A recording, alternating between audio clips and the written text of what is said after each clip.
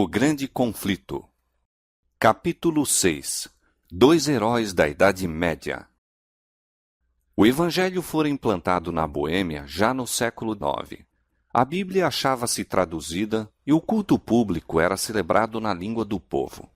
Mas à medida que aumentava o poderio do Papa, a palavra de Deus se obscurecia. Gregório VII, que tomara a si o abater o orgulho dos reis, não tinha menos intenções de escravizar o povo e, de acordo com isto, expediu uma bula proibindo que o culto público fosse dirigido na língua boêmia. O Papa declarava ser agradável ao Onipotente que seu culto fosse celebrado em língua desconhecida e que muitos males e heresias haviam surgido por não se observar esta regra. Assim, Roma decretava que a luz da palavra de Deus se extinguisse e o povo fosse encerrado em trevas. O céu havia provido outros fatores para a preservação da Igreja. Muitos dos valdenses e albigenses, pela perseguição expulso de seus lares na França e Itália, foram à Boêmia. Posto que não ousassem ensinar abertamente, zelosos trabalhavam em segredo. Assim se preservou a verdadeira fé de século em século. Antes dos dias de Hus, houve na Boêmia homens que se levantaram para condenar abertamente a corrupção na Igreja e a dissolução do povo. Seus trabalhos despertaram interesse que se estendeu largamente. Suscitaram-se os temores da hierarquia e iniciou-se a perseguição contra os discípulos do Evangelho. Compelidos a fazer seu culto nas florestas e montanhas, davam-lhes caça os soldados e muitos foram mortos. Depois de algum tempo, se decretou que todos os que se afastassem do culto romano deviam ser queimados. Mas, enquanto os cristãos rendiam a vida, olhavam à frente para a vitória de sua causa. Um dos que ensinavam que a salvação só se encontra pela fé no Salvador crucificado, declarou ao morrer: "A fúria dos inimigos da verdade agora prevalece contra nós, mas não será para sempre. Levantar-se-á um dentre o povo comum, sem espada nem autoridade, e contra ele não poderão prevalecer." O tempo de Lutero estava ainda muito distante, mas já se erguia alguém cujo testemunho contra Roma abalaria as nações. João Hus era de humilde nascimento e cedo ficou órfão pela morte do pai.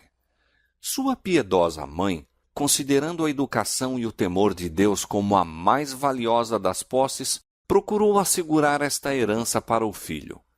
Hus entrou na escola da província, passando depois para a Universidade de Praga, onde teve admissão gratuita como estudante pobre. Foi acompanhado na viagem por sua mãe. Viúva e pobre, não possuía dádivas nem riquezas mundanas para conferir ao filho, mas, aproximando-se eles da grande cidade, ajoelhou-se ela ao lado do jovem sem pai e invocou-lhe a bênção do Pai Celestial. Pouco imaginara aquela mãe como deveria sua oração ser atendida. Na universidade, Hus logo se distinguiu pela sua incansável aplicação e rápidos progressos, enquanto a vida irrepreensível e modos afáveis e simpáticos lhe conquistaram estima geral. Era sincero adepto da Igreja de Roma e fervorosamente buscava as bênçãos espirituais que ela professa conferir.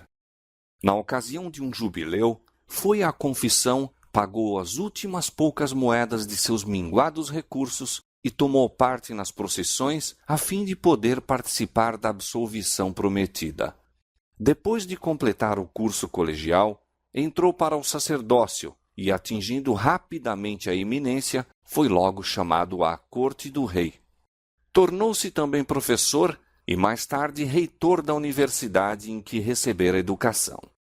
Em poucos anos, o humilde estudante que de favor se educara tornou-se o orgulho de seu país e seu nome teve fama em toda a Europa. Foi, porém, em outro campo que Hus começou a obra da reforma. Vários anos após haver recebido a ordenação sacerdotal, foi nomeado pregador da Capela de Belém. O fundador desta capela defendera, como assunto de grande importância, a pregação das Escrituras na língua do povo. Apesar da oposição de Roma a esta prática, ela não se interrompeu completamente na Boêmia. Havia, porém, grande ignorância das Escrituras e os piores vícios prevaleciam entre o povo de todas as classes. Estes males, Hus denunciou largamente, apelando para a palavra de Deus a fim de encarecer os princípios da verdade e pureza por ele pregados. Um cidadão de Praga, Jerônimo, que depois se tornou intimamente ligado a Hus, trouxera consigo, ao voltar da Inglaterra, os escritos de Wycliffe. A rainha da Inglaterra, que se convertera aos ensinos de Wycliffe, era uma princesa boêmia e, por sua influência, as obras do reformador foram também amplamente divulgadas em seu país natal. Estas obras lera-as Hus com interesse. Cria que seu autor era cristão sincero e inclinava-se a considerar favoravelmente as reformas que advogava. Hus, contudo, não o soube. Entrara já em caminho que o levaria longe de Roma. Por esse tempo chegaram a Praga 2 estrangeiros da Inglaterra, homens de saber, que tinham recebido a luz e haviam chegado para espalhá-la naquela terra distante. Começando com um ataque aberto à supremacia do Papa, foram logo pelas autoridades levados a silenciar. Mas não estando dispostos a abandonar seu propósito, recorreram a outras medidas. Sendo artistas, bem como pregadores, prosseguiam pondo em prática a sua habilidade. Em local franqueado ao público, pintaram 2 quadros. Um representava a entrada de Cristo em Jerusalém, manso e assentado sobre uma jumenta, e seguido de seus discípulos, descalços e com trajes gastos pelas viagens. O outro estampava uma procissão pontifical. O Papa, adornado com ricas vestes e tríplice coroa, montando o cavalo magnificamente adornado, precedido de trombeteiros e seguido pelos cardeais e prelados em deslumbrante pompa. Ali estava um sermão que prendeu a atenção de todas as classes. Multidões vieram contemplar os desenhos. Ninguém deixara de compreender a moral e muitos ficaram profundamente impressionados pelo contraste entre a mansidão e humildade de Cristo, o Mestre, e o orgulho e a arrogância do Papa, seu servo professo. Houve grande comoção em Praga, e os estrangeiros, depois de algum tempo, acharam necessário partir para sua própria segurança. Mas a lição que haviam ensinado não ficou esquecida. Os quadros causaram profunda impressão no espírito de Hus, levando-o a um estudo mais acurado da Bíblia e dos escritos de Wycliffe. Embora ainda não estivesse preparado para aceitar todas as reformas defendidas por Wycliffe, via mais claramente o verdadeiro caráter do papado e com maior zelo denunciava o orgulho, a ambição e corrupção da hierarquia. Da Boêmia, a luz estendeu-se à Alemanha, pois perturbações havidas na Universidade de Praga determinaram a retirada de centenas de estudantes alemães. Muitos deles tinham recebido de Hus seu primeiro conhecimento da Escritura Sagrada e, ao voltarem, espalharam o Evangelho em sua pátria. Notícias da obra em Praga foram levadas a Roma e Hus foi logo chamado a comparecer perante o Papa. Obedecer seria expor-se à morte certa. O rei e a rainha da Boêmia, a universidade, membros da nobreza e oficiais do governo uniram-se num apelo ao pontífice para que fosse permitido a Hus permanecer em Praga e responder a Roma por meio de delegação. Em vez de atender a este pedido, o Papa procedeu ao processo e condenação de Hus, declarando então achar-se interditada a cidade de Praga. Naquela época, esta sentença, quando quer que fosse pronunciada, despertava geral alarma. As cerimônias que a acompanhavam eram de modo a encher de terror o povo que considerava o Papa como representante do próprio Deus, tendo as chaves do céu e do inferno e possuindo poder para invocar juízos temporais bem como espirituais. Acreditava-se que as portas do céu se fechavam contra a região atingida pelo interdito, que até que o Papa fosse servido remover a excomunhão, os mortos eram excluídos das moradas da bem-aventurança. Como sinal desta terrível calamidade, suspendiam-se todos os cultos. As igrejas foram fechadas. Celebravam-se os casamentos no pátio da igreja. Os mortos, negando-se-lhes sepultamento em terreno consagrado, eram sem os ritos fúnebres colocados em fossos ou no campo. Assim, por meio de medidas que apelavam para a imaginação, Roma buscava dirigir a consciência dos homens. A cidade de Praga encheu-se de tumulto. Uma classe numerosa denunciou Rus como a causa de todas as suas calamidades e rogaram fosse ele entregue à vingança de Roma. Para acalmar a tempestade, o reformador retirou-se por algum tempo à sua aldeia natal. Escrevendo aos amigos que deixara em Praga, disse: Se me retirei do meio de vós, foi para seguir o preceito e exemplo de Jesus Cristo, a fim de não dar lugar aos mal-intencionados para traírem sobre si a condenação eterna e a fim de não ser para os piedosos causa de aflição e perseguição. Retirei-me também pelo receio de que os sacerdotes ímpios pudessem continuar por mais tempo a proibir a pregação da palavra de Deus entre vós, mas não vos deixei para negar a verdade divina, pela qual, com o auxílio de Deus, estou disposto a morrer. Rus não cessou seus labores, mas viajou pelo território circunjacente, pregando às ávidas multidões. Destarte, as medidas a que o Papa recorrera a fim de suprimir o Evangelho estavam fazendo com que este mais largamente se estendesse. Nada podemos contra a verdade, senão pela verdade. O espírito de Rus, nessa fase de sua carreira, parece ter sido cenário de doloroso conflito. Embora a igreja estivesse procurando fulminá-lo com seus raios, não havia ele negado a autoridade dela. A igreja de Roma era ainda para ele a esposa de Cristo e o Papa o representante e vigário de Deus. O que Rus estava a guerrear era o abuso da autoridade, não o princípio em si mesmo. Isto acarretou terrível conflito entre as convicções de seu entendimento e os ditames de sua consciência. Se a autoridade era justa e infalível, como queria que fosse, como poderia acontecer achar-se obrigado a desobedecer-lhe? Obedecer, compreendia-o ele, significava pecar. Mas por que a obediência a uma igreja infalível levaria a tal situação? Era este o problema que não podia resolver.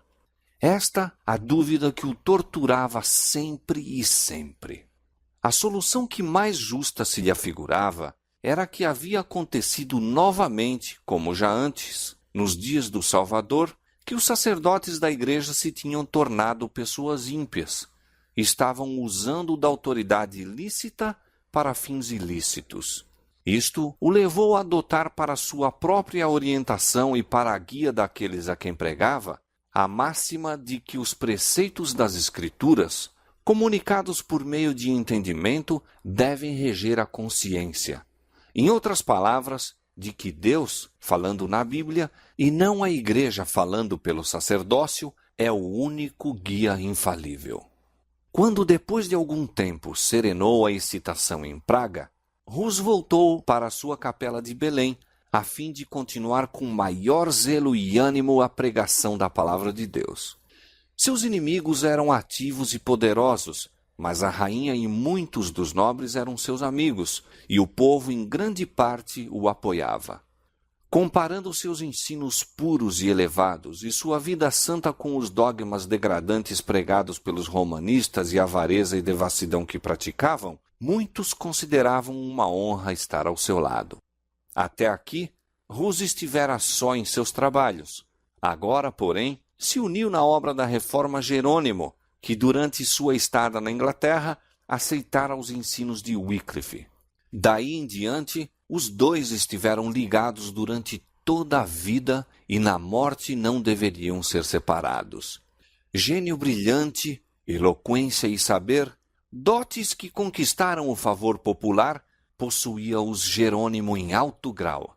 Mas quanto às qualidades que constituem a verdadeira força de caráter, Rus era maior.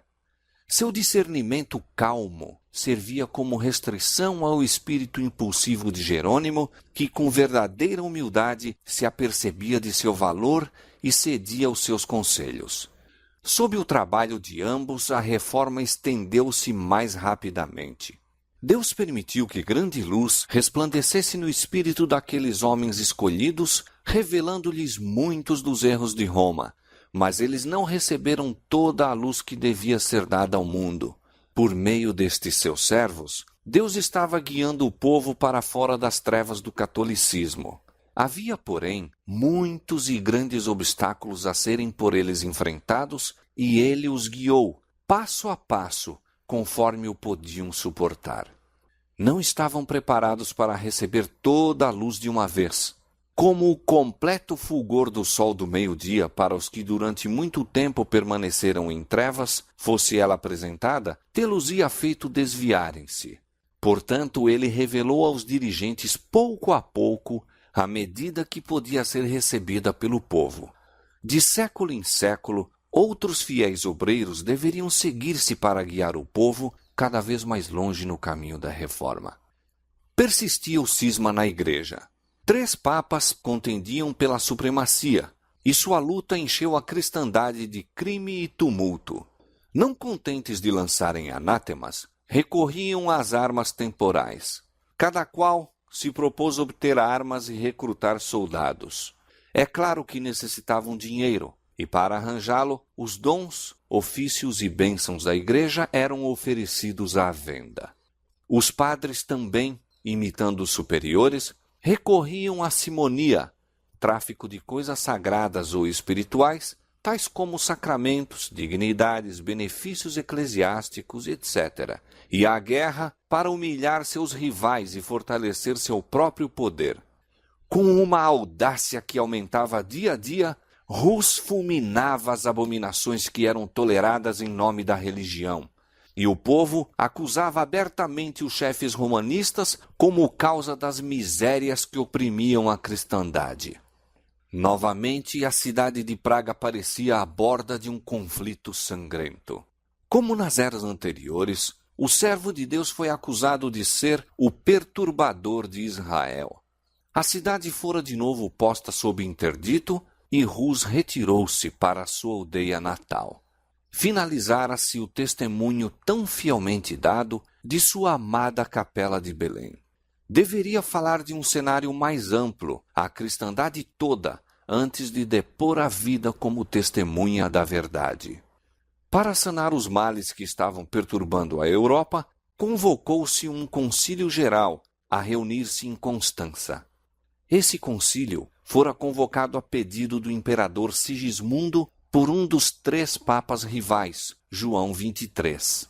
A convocação de um concílio longe esteve de ser bem recebida pelo Papa João, cujo caráter e política mal poderiam suportar exame, mesmo por prelados tão frouxos na moral como eram os eclesiásticos daqueles tempos. Não ousou, contudo, opor-se à vontade de Sigismundo. O principal objetivo a ser cumprido pelo concílio era apaziguar o cisma da igreja e desarraigar a heresia. Portanto, os 2 antipapas foram chamados a comparecer perante ele, bem como o principal propagador das novas opiniões, João Rus. Os primeiros, tomando em consideração sua própria segurança, não estiveram presentes em pessoa, mas fizeram-se representar por seus delegados. O Papa João, conquanto ostensivamente o convocador do concílio, compareceu com muitos pressentimentos, suspeitando do propósito secreto do imperador para depô-lo, receoso de ser chamado a contas pelos vícios que havia infelicitado a tiara, bem como pelos crimes que a haviam garantido. Não obstante, fez sua entrada na cidade de Constança com grande pompa, acompanhado de eclesiásticos da mais alta ordem e seguido por um séquito de cortesãos. Todo o clero e dignitários da cidade, com imensa multidão de cidadãos, foram dar-lhe as boas-vindas. Vinha sob um pálio de ouro, carregado por 4 dos principais magistrados. A hóstia era levantada diante dele, e as ricas vestes dos cardeais e nobres ofereciam um aspecto imponente. Enquanto isto, outro viajante se aproximava de Constança. Rus era sabedor dos perigos que o ameaçavam. Despediu-se de seus amigos, como se jamais devesse encontrá-los de novo, e seguiu viagem, pressentindo que esta o levava para a fogueira. Apesar de haver obtido o salvo-conduto do rei da Boêmia, e igualmente recebido outro do imperador Sigismundo durante a viagem, dispôs os planos encarando a probabilidade de sua morte. Numa carta dirigida a seus amigos em Praga, disse: Meus irmãos, parto com um salvo-conduto do rei, ao encontro de numerosos e fidagais inimigos. Confio inteiramente no Deus Todo-Poderoso, em meu Salvador. Confio em que Ele ouvirá vossas fervorosas orações, que comunicará sua prudência e sabedoria à minha boca, a fim de que eu possa resistir a eles, e que me outorgará seu Espírito Santo, a fim de fortificar-me em sua verdade, de maneira que eu possa defrontar com coragem tentações, prisão e, sendo necessário, uma morte cruel. Jesus Cristo sofreu por seus bem-amados. Deveríamos, pois, estranhar que Ele nos haja deixado seu exemplo, para que nós mesmos possamos suportar com paciência todas as coisas para a nossa própria salvação? Ele é Deus e nós suas criaturas. Ele é o Senhor e nós seus servos.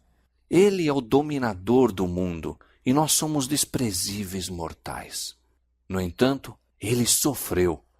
Por que, pois, não deveríamos nós também sofrer, particularmente quando o sofrimento é para a nossa purificação? Portanto, amados, se minha morte deve contribuir para a sua glória, orai para que ela venha rapidamente e para que Ele possa habilitar-me a suportar com constância todas as minhas calamidades.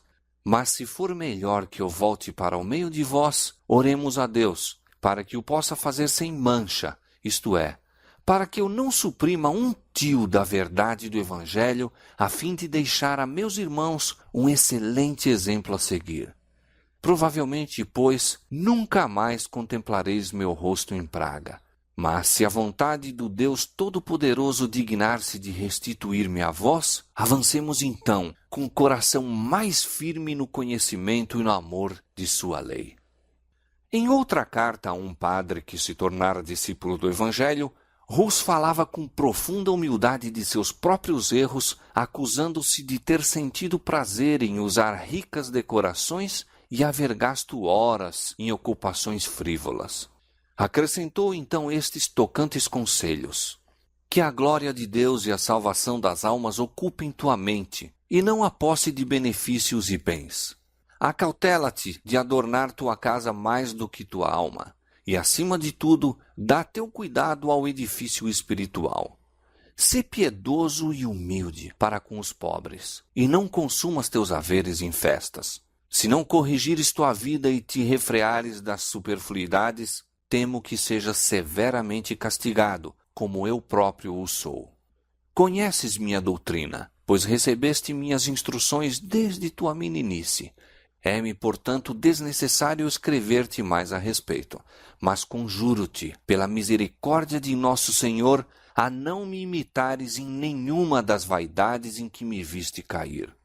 No invólucro da carta acrescentou: conjuro-te, meu amigo, a não abrires esta carta antes que tenhas a certeza de que estou morto. Em sua viagem, Hus por toda parte observou indícios da disseminação de suas doutrinas e o favor com que era considerada sua causa. O povo aglomerava-se ao seu encontro e em algumas cidades os magistrados o escoltavam pelas ruas. Chegado a Constança, concedeu-se a Hus plena liberdade. Ao salvo-conduto do imperador, acrescentou-se uma garantia pessoal de proteção por parte do Papa. Mas, com violação destas solenes e repetidas declarações, em pouco tempo o reformador foi preso por ordem do Papa e dos cardeais e lançado em asquerosa masmorra. Mais tarde, foi transferido para um castelo forte além do Reno e ali conservado prisioneiro. O Papa, pouco lucrando com sua perfídia, foi logo depois entregue à mesma prisão. Provara-se perante o concílio ser ele réu dos mais baixos crimes, além de assassínio, simonia e adultério, pecados que não convém mencionar. Assim, o próprio concílio declarou e finalmente foi ele despojado da tiara e lançado na prisão. Os antipapas também foram depostos, sendo escolhido novo pontífice. Se bem que o próprio Papa tivesse sido acusado de maiores crimes que os de que Hus denunciara aos padres e contra os quais exigira reforma, o mesmo concílio que rebaixou o pontífice tratou também de esmagar o reformador. O aprisionamento de Hus despertou grande indignação na Boêmia. Nobres poderosos dirigiram ao concílio protestos veementes contra o ultraje. O imperador, a quem repugnava permitir a violação de um salvo-conduto, opôs-se ao processo que lhe era movido. Mas os inimigos do reformador eram maus e decididos. Apelaram para os preconceitos do imperador, para os seus temores, seu zelo para com a Igreja. Aduziram argumentos de grande extensão para provar que não se deve dispensar fé aos hereges, tampouco a pessoas suspeitas de heresia, ainda que estejam munidas de salvo-conduto do imperador e reis. Assim prevaleceram eles. Enfraquecido pela enfermidade e reclusão, pois que o ar úmido e impuro do calabouço lhe acarretara uma febre que quase o levara à sepultura, Hus foi finalmente conduzido perante o concílio. Carregado de cadeias, ficou em pé na presença do imperador, cuja honra e boa-fé tinham sido empenhadas em defendê-lo. Durante o longo processo manteve firmemente a verdade e, na presença dos dignitários da Igreja e Estado, em assembleia, proferiu solene e fiel protesto contra as corrupções da hierarquia. Quando se lhe exigiu optar entre o renunciar suas doutrinas ou sofrer a morte, aceitou a sorte de mártir. Susteve-o a graça de Deus. Durante as semanas de sofrimento por que passou antes de sua sentença final, a paz do céu encheu-lhe a alma. Escreva esta carta, dizia a um amigo, na prisão e com as mãos algemadas, esperando a sentença de morte amanhã. Quando, com o auxílio de Jesus Cristo, de novo nos encontrarmos na deliciosa paz da vida futura, sabereis quão misericordioso Deus se mostrou para comigo, quão eficazmente me sustentou em meio de tentações e provas. Na escuridão da masmorra previa o triunfo que teria a verdadeira fé. Volvendo em sonhos à capela de Praga onde pregara o Evangelho, viu o Papa e seus bispos apagando as pinturas de Cristo que desenhara nas paredes. Esta visão angustiou-o, mas no dia seguinte viu muitos pintores ocupados na restauração dessas figuras em maior número e cores mais vivas. Concluída que foi a tarefa dos pintores, que estavam rodeados de imensa multidão, exclamaram: "Venham agora os papas e os bispos! Nunca mais as apagarão!" Disse o reformador ao relatar o sonho: "Tenho isto como certo, de que a imagem de Cristo nunca se apagará. Quiseram destruí-la, mas será pintada de novo em todos os corações por pregadores muito melhores do que eu." Pela última vez, Hus foi levado perante o concílio. Era uma vasta e brilhante assembleia. O imperador, os príncipes do império, os delegados reais, os cardeais, bispos e padres, e uma vasta multidão que acorrera para presenciar os acontecimentos do dia. De todas as partes da cristandade, se reuniram testemunhas deste primeiro grande sacrifício na prolongada luta pela qual se deveria conseguir a liberdade de consciência. Chamado à decisão final, Hus declarou recusar-se a renunciar e, fixando o olhar penetrante no imperador, cuja palavra empenhada fora tão vergonhosamente violada, declarou: "Decidi-me, de minha espontânea vontade, a comparecer perante este concílio sob a pública proteção e fé do imperador aqui presente." Intenso rubor avermelhou o rosto de Sigismundo quando o olhar de todos na assembleia para ele convergiu. Pronunciada a sentença, iniciou-se a cerimônia de degradação. Os bispos vestiram o preso em hábito sacerdotal e enquanto recebia as vestes de padre, disse: Nosso Senhor Jesus Cristo estava, por escárnio, coberto com um manto branco, quando Herodes o mandou conduzir perante Pilatos. Sendo de novo exortado a retratar-se, replicou voltando-se para o povo: Com que cara, pois, contemplaria eu os céus? Como olharia para as multidões de homens a quem preguei o evangelho puro? Não, aprecio sua salvação mais do que este pobre corpo ora destinado à morte. As vestes foram removidas uma a uma, pronunciando cada bispo uma maldição ao realizar sua parte na cerimônia. Finalmente, puseram-lhe sobre a cabeça uma carapuça ou mitra de papel em forma piramidal, em que estavam desenhadas horrendas figuras de demônios com a palavra arquierege bem visível na frente. Com muito prazer, disse Rus, levarei sobre a cabeça esta coroa de ignomínia por teu amor, ó Jesus, que por mim levaste uma coroa de espinhos. Quando ficou assim trajado, os prelados disseram: Agora votamos tua alma ao diabo. E eu, disse João Rus, erguendo os olhos ao céu, entrego o meu espírito em tuas mãos, ó Senhor Jesus, pois tu me remiste. Foi então entregue às autoridades seculares e levado fora ao lugar de execução. Imenso séquito o acompanhou, centenas de homens em armas, padres e bispos em seus custosos trajes e os habitantes de Constança. Quando estava atado ao poste e tudo pronto para acender-se o fogo, o mártir mais uma vez foi exortado a salvar-se renunciando aos seus erros. A que erros? Disse Rus. Renunciarei eu? Não me julgo culpado de nenhum. Invoco a Deus para testemunhar que tudo o que escrevi e preguei assim foi feito com o fim de livrar almas do pecado e perdição. E, portanto, muito alegremente, confirmarei com meu sangue a verdade que escrevi e preguei. Quando as chamas começaram a envolvê-lo, pôs-se a cantar: Jesus, filho de Davi, tem misericórdia de mim. E assim continuou até que sua voz silenciou para sempre. Mesmo os inimigos ficaram tocados com seu procedimento heróico. Um zeloso adepto de Roma, descrevendo o martírio de Rus e de Jerônimo, que morreu logo depois, disse: Ambos se portaram com firmeza de ânimo quando se lhes aproximou a última hora. Prepararam-se para o fogo como se fosse a uma festa de casamento. Não soltaram nenhum grito de dor. Ao levantarem-se as chamas, começaram a cantar hinos, e mal podia a veemência do fogo fazer silenciar o seu canto.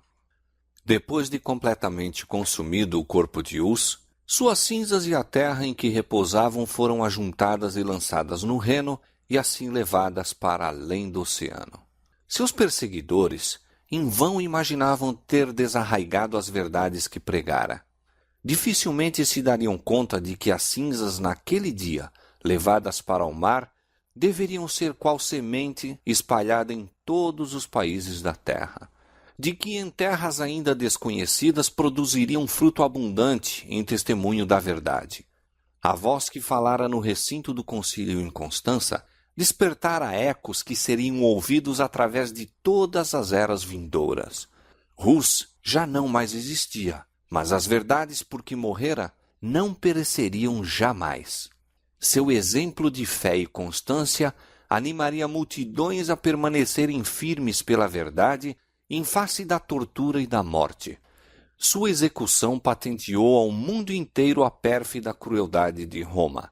Os inimigos da verdade, posto não o soubessem, haviam estado a adiantar a causa que eles em vão procuraram destruir. Contudo, outra fogueira deveria acender-se em Constança. O sangue de mais uma testemunha deveria testificar da verdade. Jerônimo, ao dizer adeus a Rus, à partida para o concílio, exortou-o a que tivesse coragem e firmeza, declarando que, se caísse em algum perigo, ele próprio acudiria em seu auxílio. Ouvindo acerca da prisão do reformador, o fiel discípulo imediatamente se preparou para cumprir a promessa. sem salvo-conduto, com um único companheiro, partiu para Constança. Ali chegando, convenceu-se de que apenas se havia exposto ao perigo, sem a possibilidade de fazer qualquer coisa para o livramento de Rus. Fugiu da cidade, mas foi preso em viagem para casa e conduzido de volta em ferros sob a guarda de um grupo de soldados. Ao seu primeiro aparecimento perante o concílio, as tentativas de Jerônimo para responder às acusações apresentadas contra ele foram defrontadas com clamores. "Às chamas! Que vá às chamas!" Foi lançado numa masmorra, acorrentado em posição que lhe causava grande sofrimento e alimentado a pão e água. Depois de alguns meses, as crueldades da prisão causaram-lhe uma enfermidade que lhe pôs em perigo a vida, e seus inimigos, receosos de que ele se lhes pudesse escapar, trataram-no com menos severidade, posto que permanecesse na prisão durante 1 ano. A morte de Rus não deu os resultados que os sectários de Roma haviam esperado. A violação do salvo-conduto suscitara uma tempestade de indignação e, como meio mais seguro de agir, o concílio decidiu, em vez de queimar a Jerônimo, obrigá-lo, sendo possível, a retratar-se. Foi levado perante a Assembleia e ofereceu-se-lhe a alternativa de renunciar ou morrer na fogueira. A morte, no início de sua prisão, teria sido uma misericórdia à vista dos terríveis sofrimentos por que passara, mas agora, enfraquecido pela moléstia, pelos rigores do cárcere e pela tortura da ansiedade e apreensão, separado dos amigos e desanimado pela morte de Rus, a fortaleza de Jerônimo cedeu, e ele consentiu em submeter-se ao concílio. Comprometeu-se a aderir à fé católica e aceitou a ação do concílio ao condenar as doutrinas de Wycliffe e Rus, exceção feita, contudo, das santas verdades que tinham ensinado. Por esse expediente, Jerônimo se esforçou por fazer silenciar a voz da consciência e escapar da condenação. Mas, na solidão do calabouço, viu mais claramente o que havia feito. Pensou na coragem e fidelidade de Rus e, em contraste, refletiu em sua própria negação da verdade. Pensou no divino mestre a quem se comprometera a servir e que, por amor dele, suportara a morte de cruz. Antes de sua retratação, encontrara conforto em todos os sofrimentos, na certeza do favor de Deus. Mas agora, o remorso e a dúvida lhe torturavam a alma. Sabia que ainda outras retratações haveria a fazer, antes que pudesse estar em paz com Roma. O caminho em que estava entrando apenas poderia terminar em completa apostasia. Sua resolução estava tomada. Não negaria o Senhor para escapar de um breve período de sofrimento. Logo foi ele novamente levado para o concílio. Sua submissão não satisfizera aos juízes. Sua sede de sangue, aguçada pela morte de Rus, clamava por novas vítimas. Apenas renunciando à verdade, sem reservas, poderia Jerônimo preservar a vida. Decidira-se, porém, a confessar sua fé e seguir às chamas seu irmão mártir. Renunciou à retratação anterior e, como moribundo, exigiu solenemente oportunidade para fazer a sua defesa. Temendo o efeito de suas palavras, os prelados insistiram em que ele meramente afirmasse ou negasse a verdade das acusações apresentadas contra ele. Jerônimo protestou contra tal crueldade e injustiça. Conservaste-me encerrado durante 340 dias, numa prisão horrível, disse ele, em meio da imundícia, repugnante mau cheiro e da maior carência de tudo. Trazeis-me depois diante de vós, e dando ouvidos a meus inimigos mortais, recusai-vos a ouvir-me. Se sois, na verdade, homens prudentes e à luz do mundo, tende cuidado em não pecar contra a justiça. Quanto a mim, sou apenas um fraco mortal. Minha vida não tem senão pouca importância, e quando vos exorto a não lavrar uma sentença injusta, falo menos por mim do que por vós. Seu pedido foi finalmente atendido. Na presença dos juízes, Jerônimo ajoelhou-se e orou, para que o Espírito Divino lhe dirigisse os pensamentos e palavras, de modo que nada falasse contrário à verdade ou indigno de seu mestre. Para ele, naquele dia se cumpriu a promessa de Deus aos primeiros discípulos: sereis até conduzidos à presença dos governadores e dos reis por causa de mim. Mas, quando vos entregarem, não vos dê cuidado como ou o que haveis de falar, porque naquela mesma hora vos será ministrado o que haveis de dizer. Porque não sois vós quem falará, mas o Espírito de vosso Pai é quem fala em vós. As palavras de Jerônimo excitaram espanto e admiração mesmo a seus inimigos. Durante um ano inteiro havia ele estado emparedado numa masmorra, impossibilitado de ler ou mesmo ver, com grande sofrimento físico e ansiedade mental.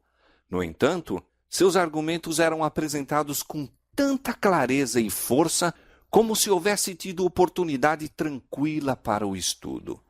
Indicou aos ouvintes a longa série de homens santos que haviam sido condenados por juízes injustos.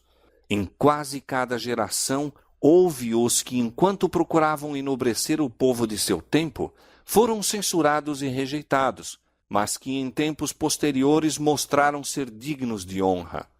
O próprio Cristo foi, por um tribunal injusto, condenado como malfeitor.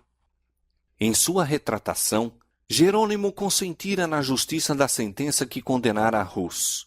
Declarou ele agora o seu arrependimento e deu testemunho da inocência e santidade do mártir. Conheci-o desde a meninice, disse ele. Foi um ótimo homem, justo e santo. Foi condenado, apesar de sua inocência. Eu também estou pronto para morrer. Não recuarei diante dos tormentos que estão preparados para mim por meus inimigos e falsas testemunhas, que um dia terão de prestar contas de suas imposturas perante o grande Deus, a quem nada pode enganar.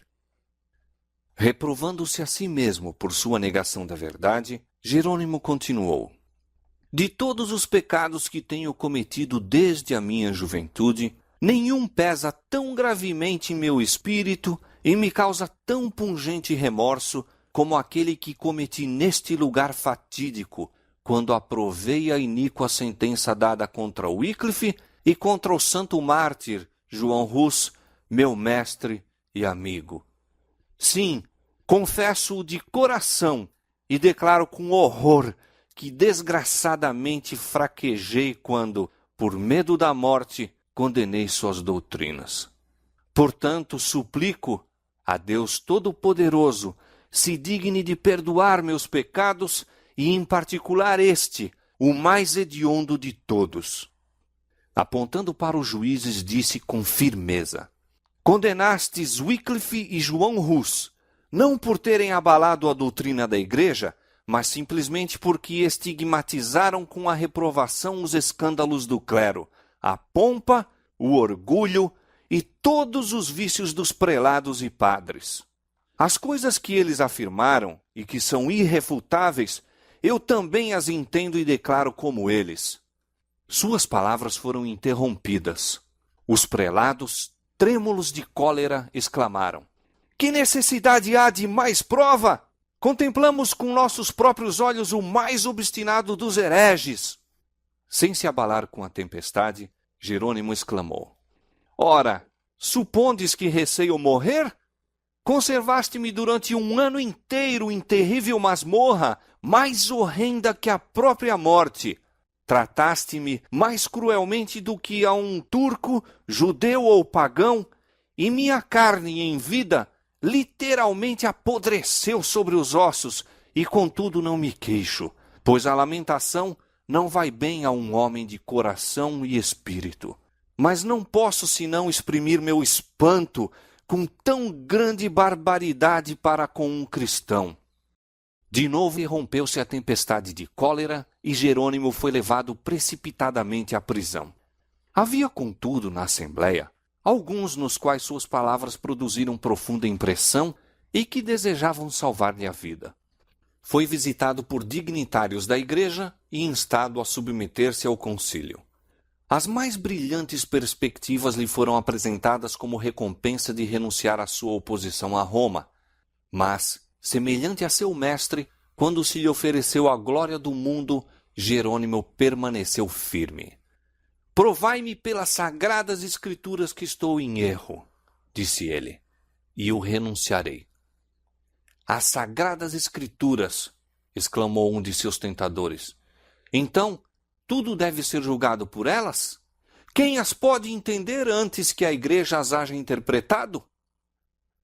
São as tradições dos homens mais dignas de fé do que o evangelho de nosso Salvador? Replicou Jerônimo. Paulo não exortou aqueles a quem escreveu a escutarem as tradições dos homens, mas disse, esquadrinhai as escrituras.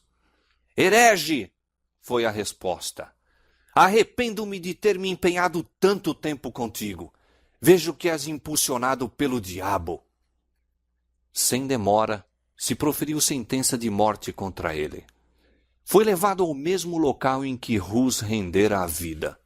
Cantando fez ele esse trajeto, tendo iluminado o semblante de alegria e paz. Seu olhar fixava-se em Cristo e a morte para ele havia perdido o terror. Quando o carrasco, estando para acender a fogueira, passou por trás dele, o mártir exclamou, venha com ousadia para a frente. Ponha fogo à minha vista. Se eu tivesse medo, não estaria aqui. Suas últimas palavras proferidas quando as chamas se levantavam em redor dele foram uma oração. Senhor, Pai Todo-Poderoso, exclamou, tem piedade de mim e perdoa meus pecados, pois sabes que sempre amei tua verdade. Sua voz cessou, mas os lábios continuaram a mover-se em oração. Tendo o fogo efetuado a sua obra, as cinzas do mártir, com a terra sobre a qual repousavam, foram reunidas e, como as de Rus, lançadas no Reno. Assim pereceram os fiéis porta-luzes de Deus. Mas a luz das verdades que proclamaram, luz de seu exemplo heróico, não se havia de extinguir. Tanto poderiam os homens tentar desviar o sol de seu curso, como impedir o raiar daquele dia que mesmo então despontava sobre o mundo. A execução de Rus acendera uma chama de indignação e horror na Boêmia. A nação inteira compreendia haver ele tombado vítima da perfídia dos padres e traição do imperador. Declarou-se ter sido ele um fiel ensinador da verdade, e o concílio que decretou sua morte foi acusado de crime de assassínio. Suas doutrinas atraíam agora maior atenção do que nunca. Pelos editos papais, os escritos de Wycliffe tinham sido condenados às chamas. Aqueles, porém, que haviam escapado da destruição, foram agora tirados dos esconderijos e estudados em conexão com a Bíblia, ou partes dela que o povo podia adquirir, e muitos assim foram levados a aceitar a fé reformada. Os assassinos de Rus não permaneceram silenciosos a testemunhar o triunfo que alcançava a causa do reformador. O Papa e o Imperador uniram-se para aniquilar o movimento e os exércitos de Sigismundo foram lançados contra a Boêmia. Surgiu, porém, um libertador. Zisca, que logo depois do início da guerra ficou completamente cego e que, no entanto, era um dos mais hábeis generais de seu tempo, foi o chefe dos boêmios. Confiando no auxílio de Deus e na justiça de sua causa, aquele povo resistiu aos mais poderosos exércitos que contra eles se poderiam levar. Reiteradas vezes, o imperador, organizando novos exércitos, invadiu a Boêmia apenas para ser vergonhosamente repelido. Os russitas ergueram-se acima do temor da morte e nada poderia resistir a eles. Poucos anos depois do início da guerra, o bravo Zisca morreu, mas seu lugar foi preenchido por Procópio, que era um general igualmente bravo e hábil e, em alguns sentidos, dirigente mais destro.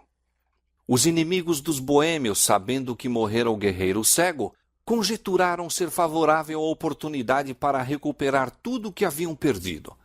O Papa proclama, então, uma cruzada contra os russitas, e novamente uma imensa força se precipitou sobre a Boêmia, mas apenas para sofrer terrível desbarato. segue-se outra cruzada. Em todos os países papais da Europa, reuniram-se homens, dinheiro e munições de guerra. Congregavam-se multidões sob o estandarte papal, seguras de que afinal se poria termo aos hereges hussitas. Confiante na vitória, a numerosa força entrou na Boêmia.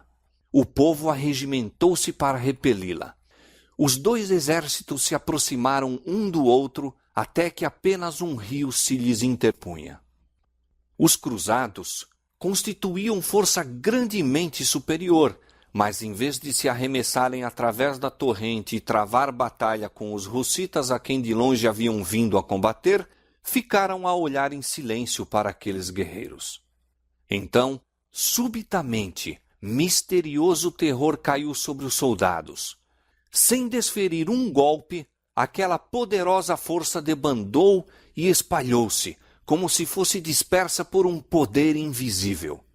Muitos foram mortos pelo exército hussita, que perseguiu os fugitivos, e imenso despojo caiu nas mãos dos vitoriosos, de maneira que a guerra, em vez de empobrecer os boêmios, os enriqueceu. Poucos anos mais tarde, sob um novo papa, promoveu-se ainda outra cruzada. Como antes, homens e meios foram trazidos de todos os países papais da Europa. Grande foi o engodo apresentado aos que se deveriam empenhar nessa perigosa empresa. Assegurava-se a cada cruzado perdão completo dos mais hediondos crimes.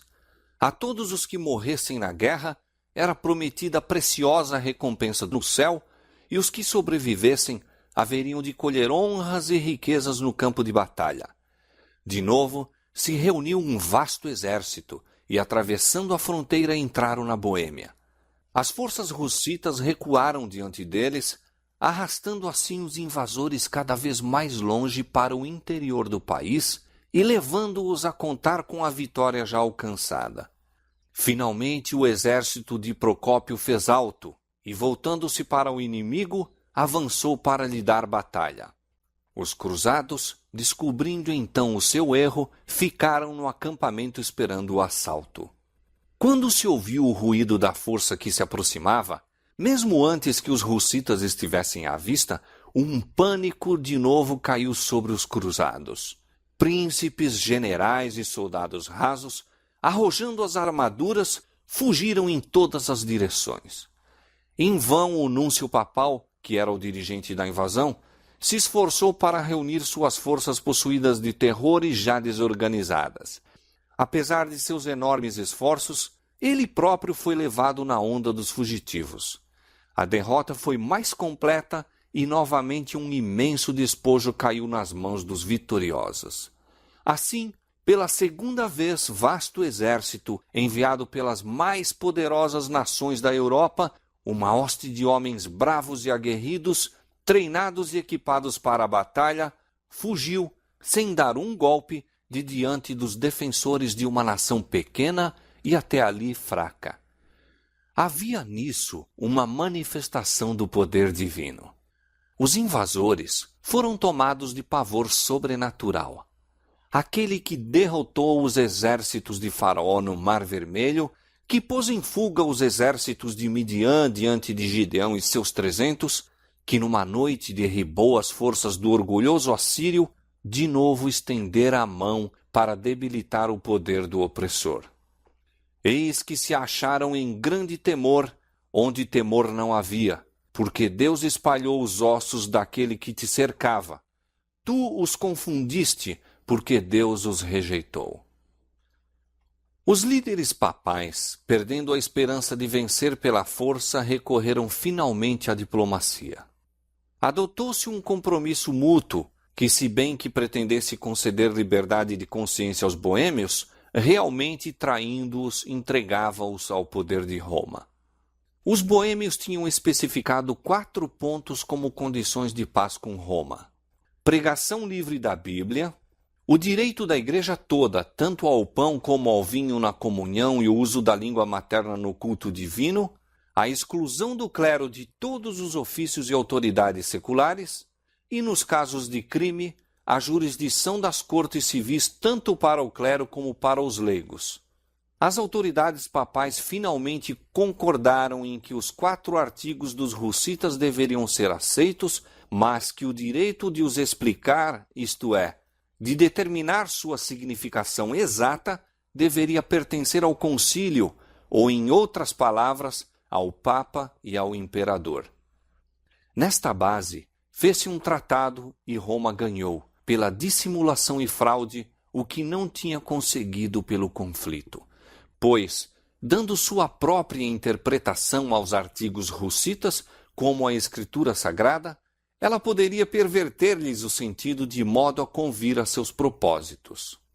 Uma classe numerosa na Boêmia, vendo que isto traía sua liberdade, não se conformou com o tratado. Surgiram dissensões e divisões que levaram a contenda e derramamento de sangue entre eles mesmos. Nesta luta, o nobre Procópio sucumbiu e pereceu a liberdade da Boêmia. Sigismundo, traidor de Rus e Jerônimo, tornou-se agora rei da Boêmia e, sem consideração para com o seu juramento de apoiar os direitos dos boêmios, prosseguiu com o estabelecimento do papado. Ele, porém, pouco ganhara com sua subserviência a Roma. Durante 20 anos, sua vida estivera repleta de trabalhos e perigos. Seus exércitos tinham sido arruinados e esgotados os seus tesouros por uma longa e infrutífera luta, e agora, depois de reinar 1 ano, morreu, deixando seu reino às bordas da guerra civil e legando à posteridade um nome estigmatizado com a infâmia. Seguiram-se tumultos, contendas e carnificina. Exércitos estrangeiros invadiram de novo a Boêmia, e dissensões internas continuaram a perturbar a nação. Aqueles que permaneceram fiéis ao Evangelho foram sujeitos a uma perseguição sanguinolenta. Como seus irmãos de outrora, entrando em pacto com Roma, houvessem aceito seus erros, os que permaneciam na antiga fé formaram-se em igreja distinta, tomando o nome de Irmãos Unidos. Este ato acarretou sobre eles as maldições de todas as classes. Contudo, sua firmeza era inabalável. Obrigados a buscar refúgio nos bosques e cavernas, congregavam-se ainda para ler a palavra de Deus e unir-se em seu culto. Por meio de mensageiros enviados secretamente a diversos países, souberam que aqui e acolá havia os que isoladamente confessavam a verdade, alguns numa cidade, outros noutra, como eles próprios, objeto de perseguição, e que entre as montanhas dos Alpes havia uma antiga igreja apoiada no fundamento das Escrituras e protestando contra as corrupções idolátricas de Roma. Esta informação foi recebida com grande alegria e iniciou-se correspondência com os cristãos valdenses. Firmes no Evangelho, os boêmios esperaram através da noite de sua perseguição, ainda volvendo os olhos para o horizonte, na hora mais tenebrosa, semelhantes aos homens que esperam amanhã. Sua sorte fora lançada em dias maus, mas lembravam-se das palavras primeiramente proferidas por Rus e repetidas por Jerônimo, de que 1 século deveria passar antes que raiasse o dia. Estas foram para os taboritas, ou seja, hussitas, o que para as tribos na casa da servidão foram as palavras de José. Eu morro, mas Deus certamente vos visitará e vos fará subir desta terra. O período final do século XV testemunhou o aumento vagaroso, mas certo, das igrejas dos irmãos. Se bem que, longe de não serem incomodados, gozavam de relativo descanso. No princípio do século XVI, suas igrejas eram em número de 200 na Boêmia e na Morávia. Assim, numerosos foram os restantes que, escapando da fúria destruidora do fogo e da espada, tiveram o privilégio de ver o raiar daquele dia que Rus predissera.